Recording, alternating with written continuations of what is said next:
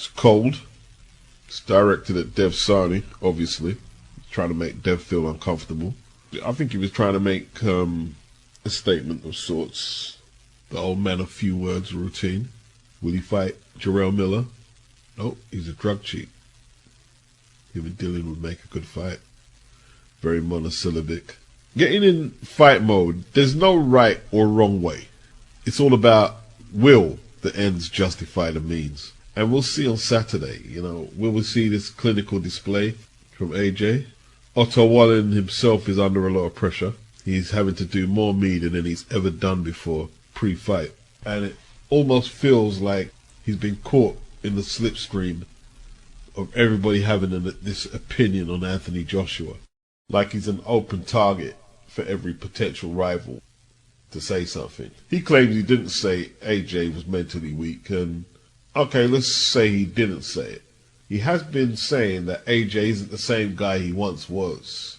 He's been saying that, and that's been repeated by a lot of content creators, boxers, and boxing personality. The fight is just a few days away, and now he's going to have to prove that AJ isn't the guy he once was.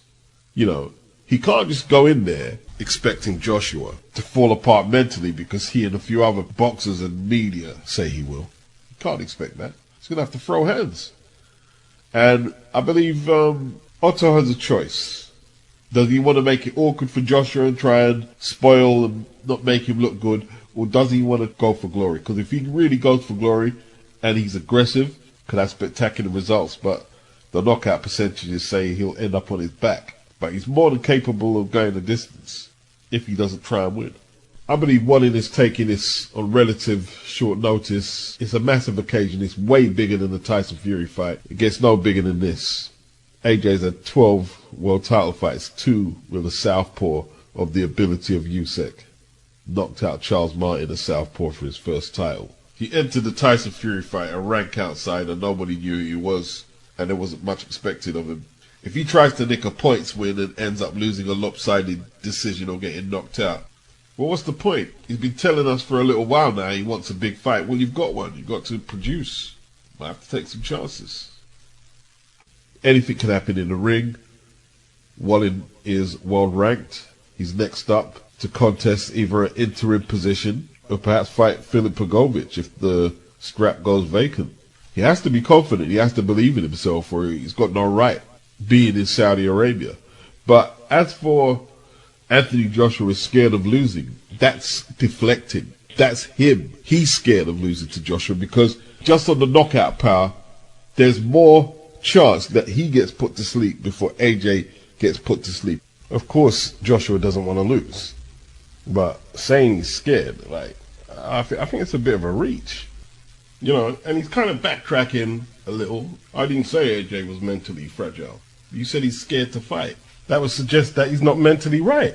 It's semantics now, you know. And then he said he's nervous. Well, that would also suggest that he's not mentally right.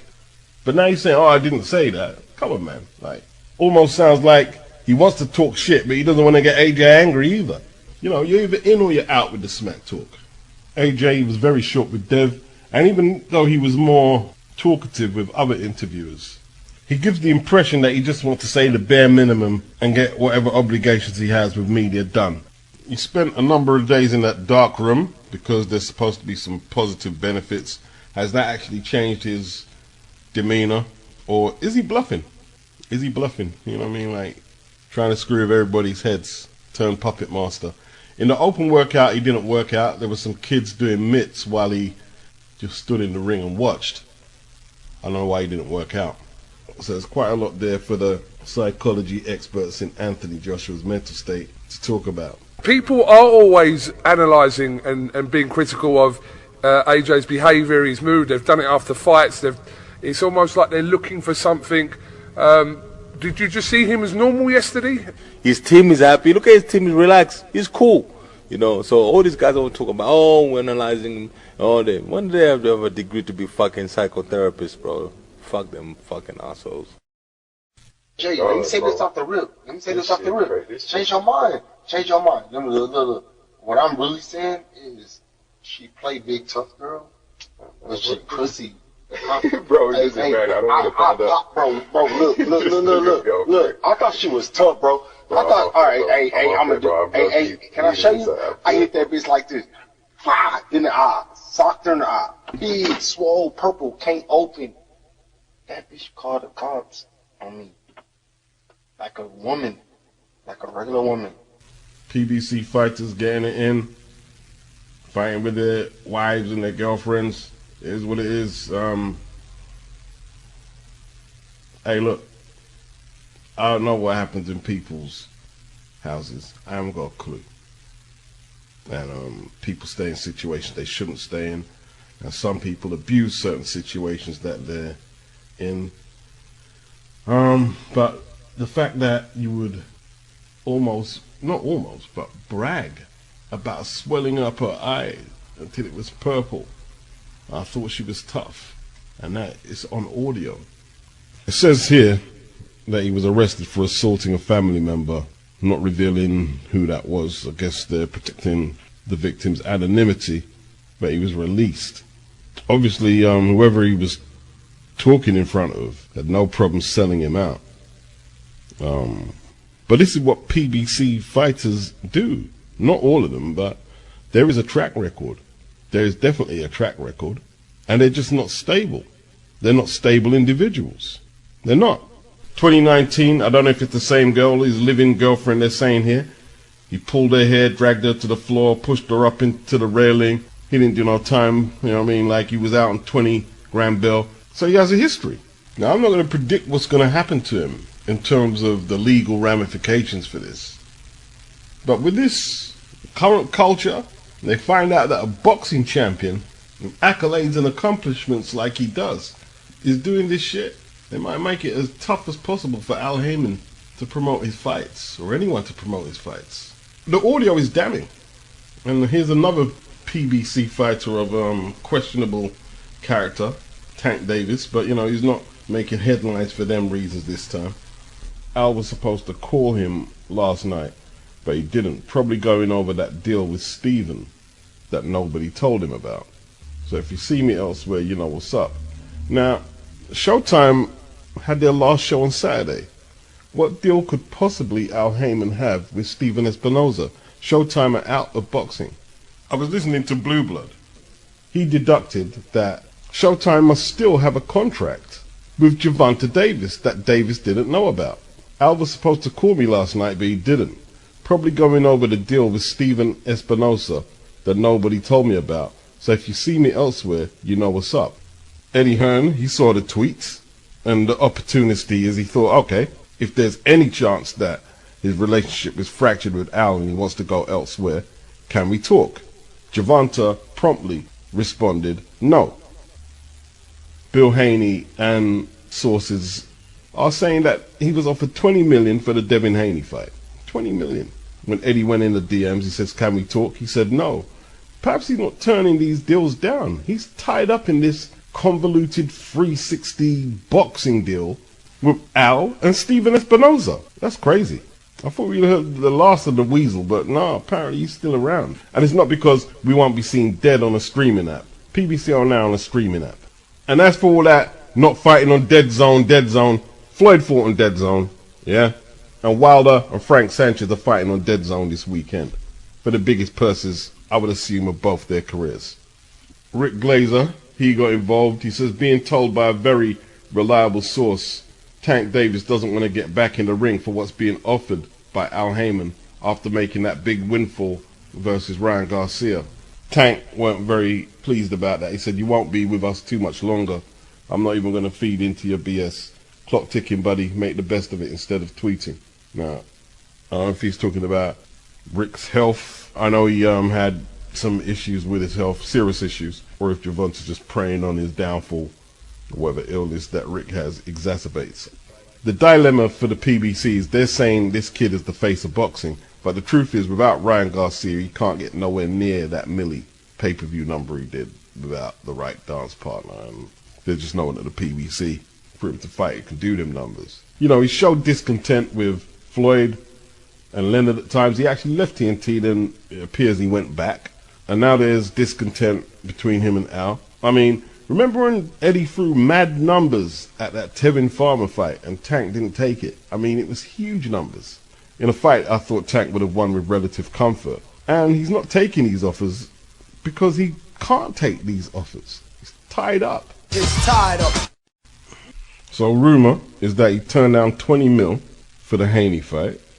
And yeah, he's probably frustrated thinking Al wants him to spearhead this Amazon Prime launch, but he's not being compensated what he thinks he's worth, especially after the financial success with the Ryan Garcia fight.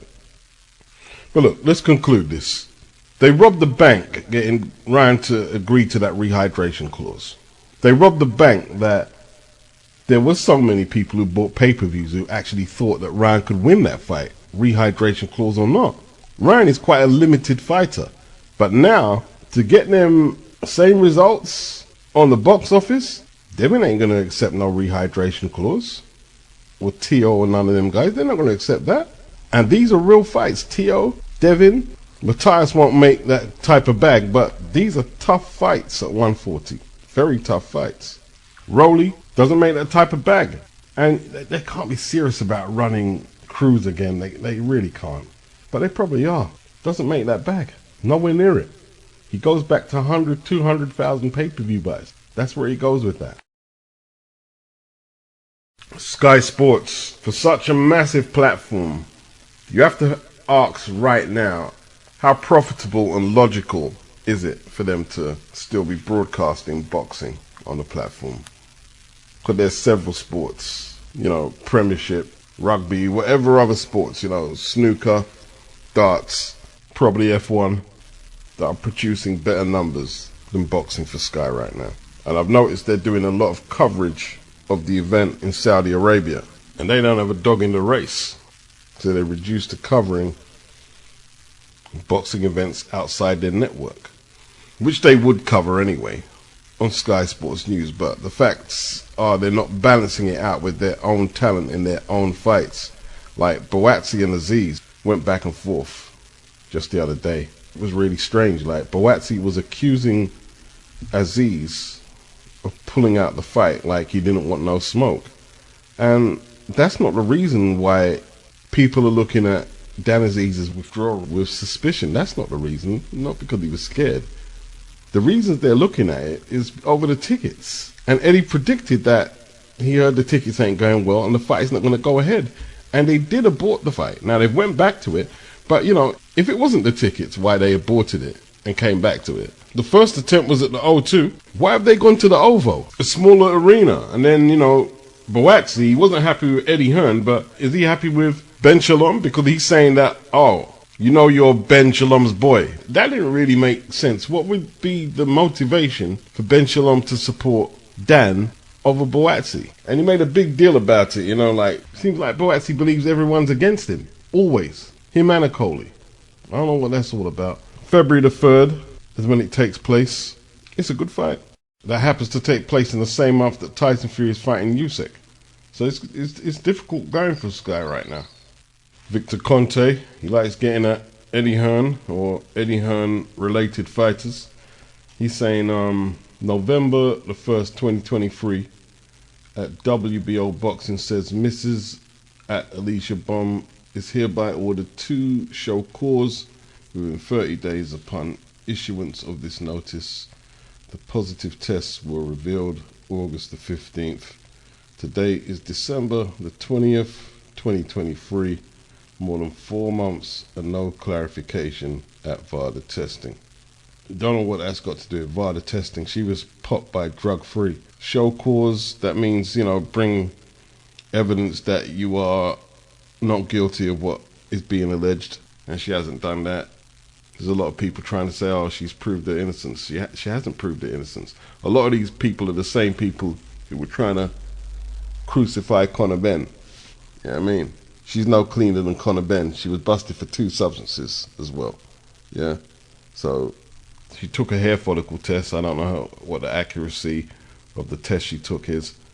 But it seems like nobody is taking up the slack for drug-free's findings. If she was popped in the Midwest, whatever commission licensed the fight, they should be dealing with it by now. How long ago was it now she fought that Linatadu girl? It was a long time back. And I'm not one of them people, you know, who's trying to point fingers and look at you, you should never be able to fight. She needs to get a resolution. And what's happening exactly? I've been talking about this as a potential bout. I didn't even realize there was an assigned negotiation period that has apparently ended without a deal in place for an eliminator between Jack Catterall and Richardson Hitchins. So it's heading to a purse bid on January the 2nd. Doesn't Eddie want to make the fight? Is one of them reluctant to take the fight? Are both of them reluctant to take the fight? It says here, representatives for Catterall and Hitchins both accepted a November the 29th invitation from the IBF to enter talks, which began on December the 5th. They were given 15 days to come to terms, but could not reach that point in time, nor was an extension yet granted. Now, they still got time to get this deal together till January the 2nd. Jack Catterall, he's 28-1 with 13 inside the distance, and Hitchins is 17-0 with 7 inside the distance. He's ranked number 4, Catterall ranked number 2, so he'll get the higher end of the split. Josh Taylor, he's in between 2 and 4, but they're saying he's going to exit the rankings and campaign at welterweight. Two clever boxers, Hitchins taller, with a longer reach, Jack Catterall with a southpaw. This is what they would term a trade fight, where the quote-unquote purists would be anticipating a contest between two highly skilled competitors. But a lot of boxing fans, you know, will consider both of them to be boring fighters. Let's cut to the chase, and that's why Eddie probably hasn't finalized it. He's looking how he's going to make it work financially, put money in both boxers' pockets and satisfy the zone as well. I like both boxers, but I think even if it did go to a purse bid, there won't be much competition. I mean, is Frank Warren going to try and put that fight on BT? Sky might. I don't see the PBC or ESPN going anywhere near it. Did Jermell Miller say he's currently weighing 338 with the weigh-in somewhat 2 days away? He's going to try and win, make no mistake, but everybody's there for a payday. But Daniel's going to have to throw this fight away if Jermell Miller is to win it. He'll have to throw it away. There's no way a 338-pound Jermell Miller is going to walk Daniel Dubois down. Daniel should be too mobile, too quick, and too fast, too young. 338? I believe Daniel has been installed as the betting favorite over the 35-year-old Miller. Daniel, 26 years of age, 9 years younger. They both got 78-inch reaches. Daniel has an inch in height on him. Daniel shouldn't lose this fight. The truth is, Miller is a blagger. He's a blagger. He can fight, but he's a blagger. How good is he? Well, we've got to take into account the amount of fights he took where he wasn't tested. How much substances was he popped for with AJ? It was ridiculous. When's the last real fight he's had? Probably going back to when he fought Johan Duharpus in 2018. He spent most of the time suspended from the game. A lot of people are very interested in this fight, and so am I. It wouldn't shock me if Daniel found a way to throw it away. But, you know, Don Charles will keep him as disciplined as he can be, I believe. And Frank Warren has reiterated that he could have won that Usyk fight, even despite the body shot controversy. Daniel will tell you that he lost his way after that. He couldn't get it out of his mind that he felt hard done by. But Frank Warren this week said, I know he felt hard done by, but he should have kept fighting. Daniel could find a way to throw this fight away if he builds up a lead, and that would be a shame. I hope he doesn't. You know, Jarrell beat Lucas Brown, who you've seen better days. And there was no sort of like spectacular placed hooks or uppercuts or anything like that. It was just accumulation. Whereas Dave Allen finished him with a great left hook to the body, and Dylan finished off Lucas Brown with a great left to the head. And he's been knocked out by the likes of Paul Gallen with single shots. I don't think Miller punches that hard. Obviously, you know, if you can't keep him off you, then it's a tough night.